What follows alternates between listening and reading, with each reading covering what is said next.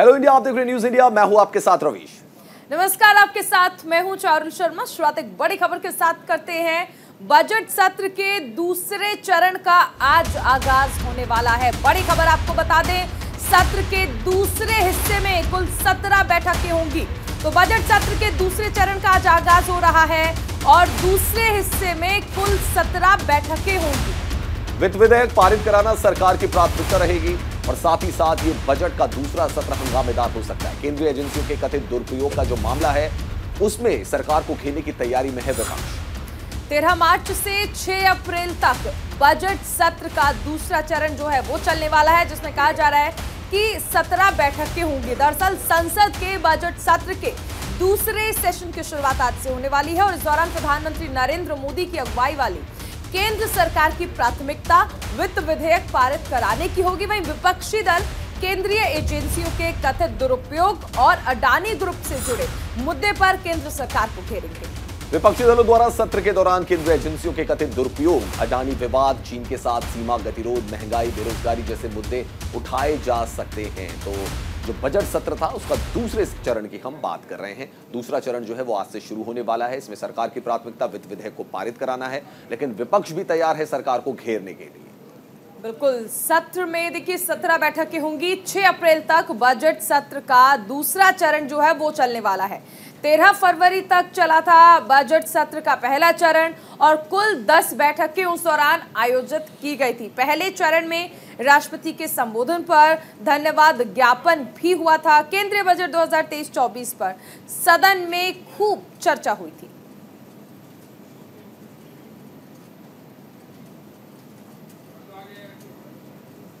चलिए बढ़ते अगली बड़ी खबर की तरफ। आज मल्लिकार्जुन खड़गे ने बुलाई है विपक्षी दलों की बैठक। बड़ी खबर आपको बता रहे हैं, कांग्रेस के प्रेसिडेंट मल्लिकार्जुन खड़गे ने आज विपक्षी दलों की बैठक बुलाई है। राज्यसभा में नेता विपक्ष है मल्लिकार्जुन खड़गे और उन्होंने बैठक बुलाई है। बजट सत्र के दूसरे चरण की तैयारियों को लेकर यह बैठक बुलाई है। बिल्कुल, देखिए एक तरफ विपक्षी दलों की ये जो बैठक है वो बेहद अहम है, क्योंकि यहाँ पर सरकार को घेरने की रणनीतियां बनाई जाएंगी। विपक्षी दल यहाँ पर रणनीति तैयार करेंगे। इस अहम बैठक में कई मुद्दों पर केंद्र सरकार को घेरने की तैयारियां जो हैं वो की जाएंगी। गैर बीजेपी राज्य की सरकारों के खिलाफ केंद्र की साजिश जो है, इसको लेकर भी विपक्षी दल जो है वो बैठक करने वाले हैं। खुद मल्लिकार्जुन खड़गे की ओर से ये बैठक बुलाई गई है। गैर बीजेपी सरकारों के खिलाफ एजेंसियों का जो कथित दुरुपयोग है, ये भी एक मुद्दा रहने वाला है, जिसपे सरकार को घेरने की तैयारियां विपक्ष की ओर से की जाएंगी। महंगाई, बेरोजगारी जैसे मुद्दों पर केंद्र सरकार का घेराव किया जाएगा। चीन के साथ सीमा गतिरोध पर सरकार को घेरने की तैयारी है। साथ ही साथ अडानी हिंडनबर्ग मुद्दे पर सरकार को विपक्ष घेरेगा। एलआईसी और एसबीआई के समक्ष संभावित खतरे का मुद्दा भी उठाएगी टीएमसी। गैर बीजेपी सरकारों के खिलाफ केंद्रीय एजेंसियों का जो कथित दुरुपयोग का मामला है, इसको भी चर्चा में लाया जाएगा जब विपक्षी दल एक साथ बैठेंगे। मल्लिकार्जुन खड़गे, जो कि राज्यसभा में लीडर ऑफ ऑपोजिशन है, कांग्रेस के प्रेसिडेंट हैं, उन्होंने तमाम विपक्षी नेताओं की बैठक यहां पर बुलाई है, जिनके साथ इस बजट सत्र का जो दूसरा फेज है उसको लेकर चर्चा की जाएगी। सरकार को किस तरीके से घेरा जाए, इस पर बातचीत होगी।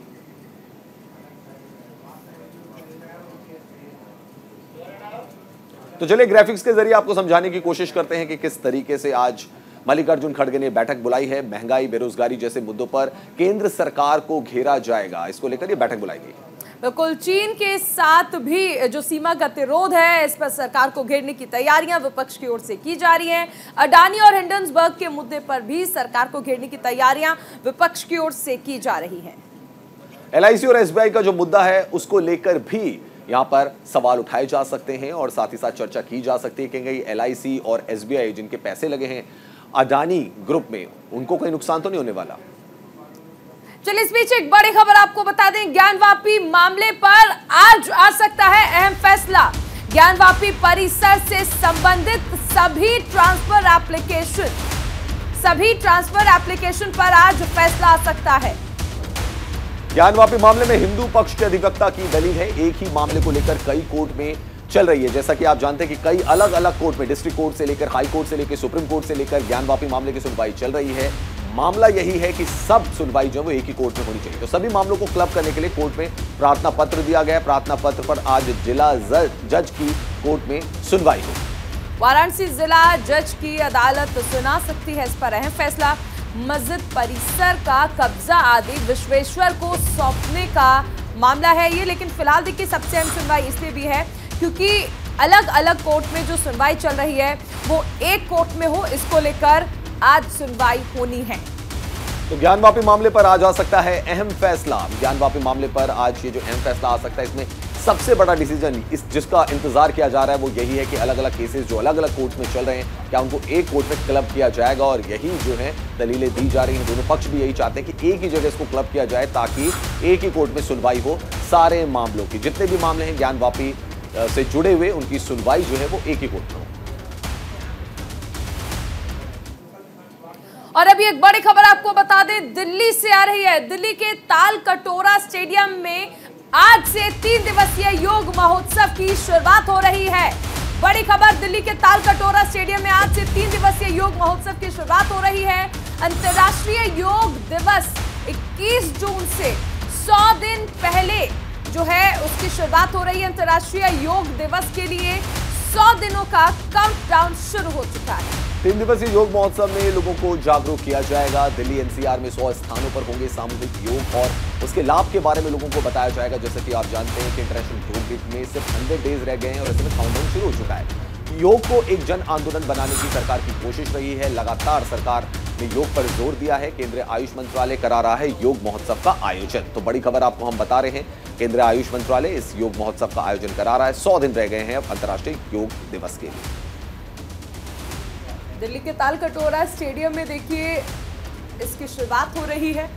योग दिवस के लिए 100 दिनों का काउंटडाउन शुरू हो चुका है। ऐसे में केंद्र में जब से बीजेपी सरकार आई है, योग महोत्सव जो है वो शुरू हो गए हैं। योग दिवस मनाया जाता है, 21 जून को योग दिवस मनाया जाता है। और ऐसे में अभी से तैयारियां जो हैं वो शुरू कर दी गई हैं ताकि योग का जो महत्व है उसे सभी को समझाया जा सके।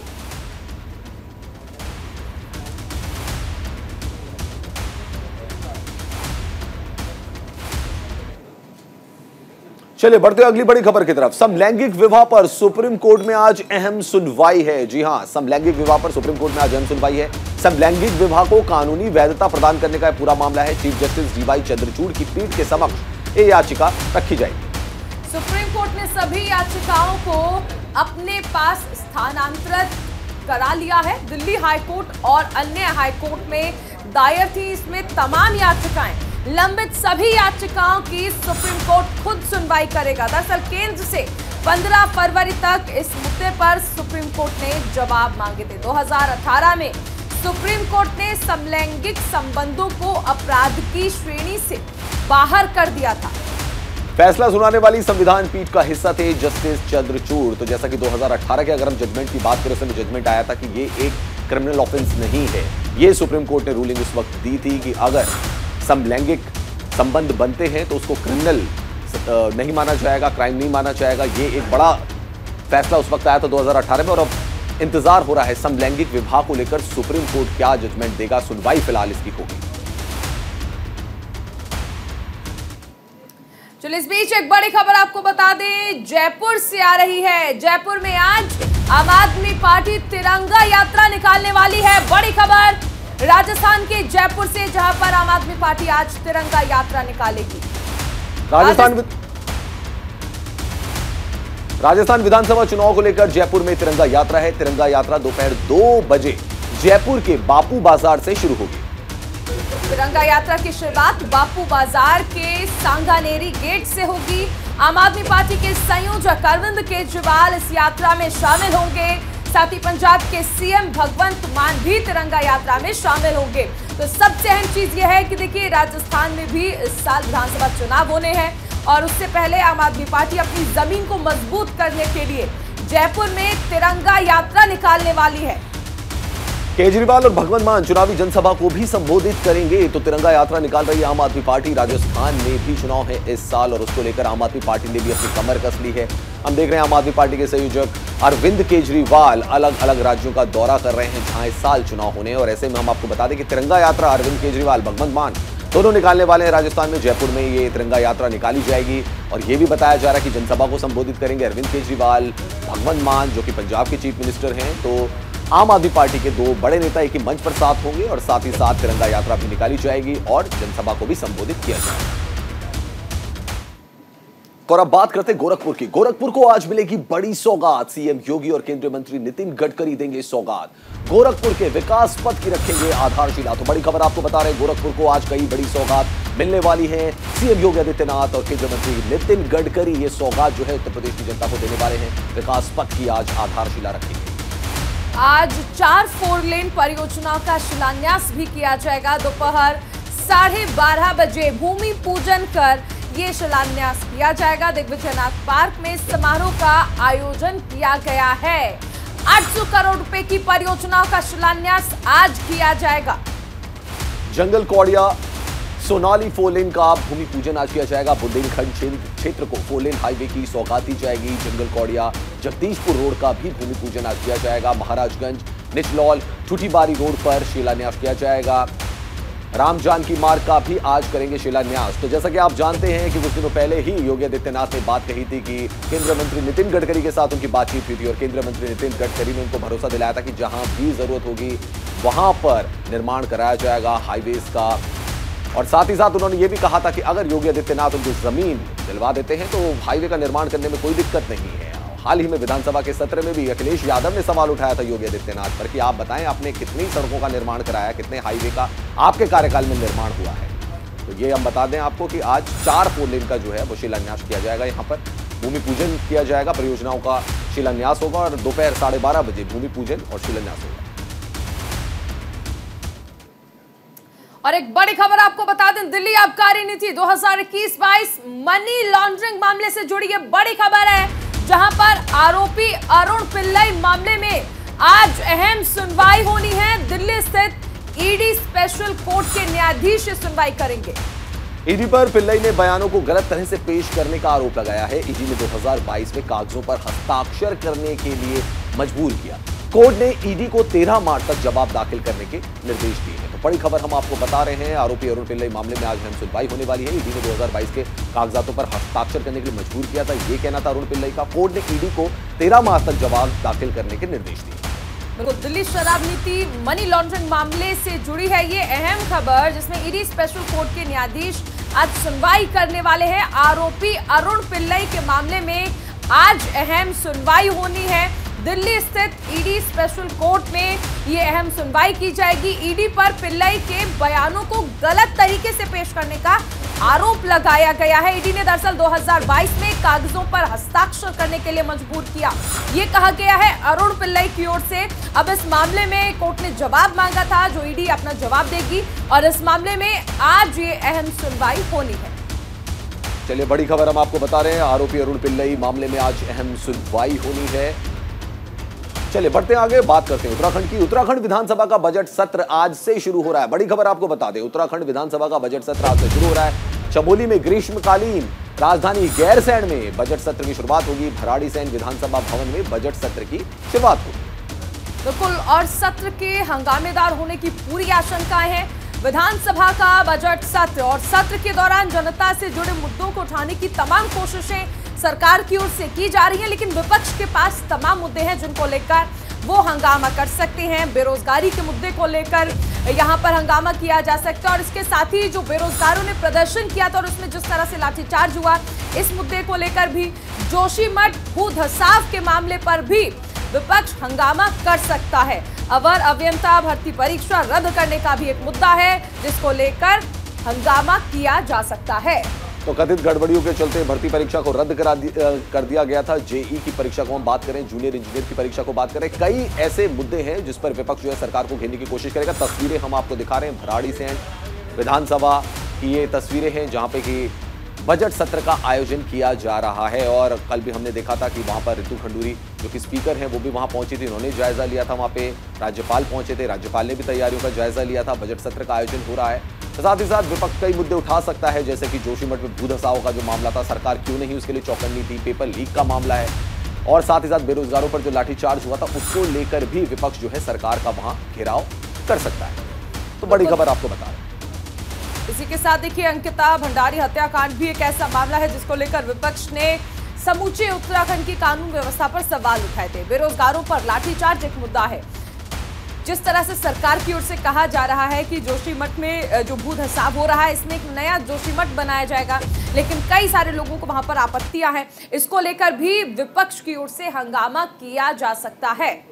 चलिए बढ़ते आगे। केंद्र सरकार के खिलाफ कांग्रेस का हल्ला बोल, बड़ी खबर आपको बता रहे हैं। केंद्र सरकार के खिलाफ कांग्रेस का हल्ला बोल। उत्तर प्रदेश कांग्रेस आज करेगी धरना प्रदर्शन।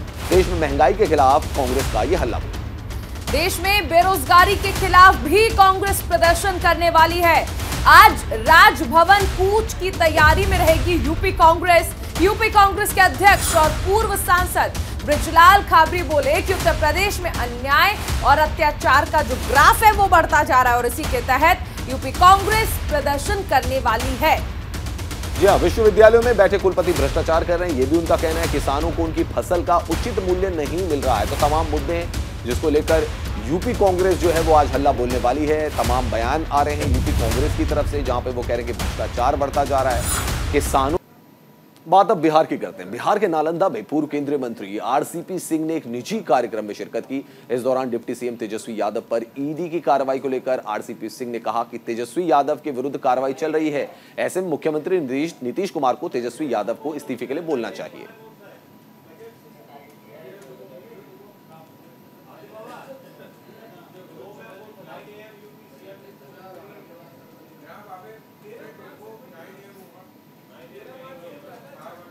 यूपी के सीतापुर में सपा अध्यक्ष अखिलेश यादव ने 2024 के चुनाव को लेकर बयान दिया। अखिलेश ने कहा कि कोलकाता में सपा का बड़ा सम्मेलन होने जा रहा है। कोलकाता में ही रणनीति बनेगी कि किस तरह से बीजेपी को यूपी में हराया जाए। सपा का भी ब्लूप्रिंट 80 लोकसभा सीटें जीतने का होगा। अब ये अखिलेश यादव जो है वो कह रहे हैं कि कोलकाता में ब्लूप्रिंट तैयार होगा, ममता बनर्जी के साथ वो बैठेंगे और सपा का जो लक्ष्य है वो 80 लोकसभा सीटें जीतने का है 2024 में।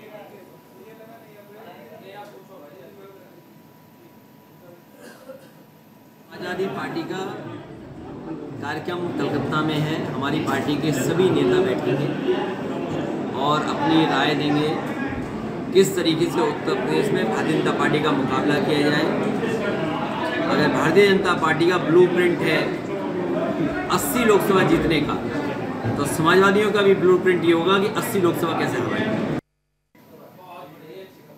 चलिए बढ़ते आगे। उत्तराखंड के लक्सर में एक सनसनीखेज हत्याकांड का खुलासा हुआ है, जहां ढाडेकी गांव से लापता 17 साल के युवक का शव 1 महीने बाद पुलिस ने बरामद किया। युवक की हत्या के बाद उसका शव गांव के नवनिर्मित मकान के आंगन में गड्ढा खोदकर दबा गया। वहीं पुलिस ने मामले में युवक के दोस्त और उसके परिवार वालों को हिरासत में ले लिया है। बता दें कि 6 फरवरी को युवक संदिग्ध स्थिति में घर से लापता हुआ था। कई दिनों की तलाश के बाद उसका पता नहीं चला तो परिवार वालों ने कोतवाली में अज्ञात पर अपहरण का मुकदमा दर्ज कराया था। हालांकि 1 महीने बाद आपको बता दें कि युवक की जो लाश है वो बरामद हुई। पिताजी का नाम सेठपाल था, बच्चा लापता था कुलदीप।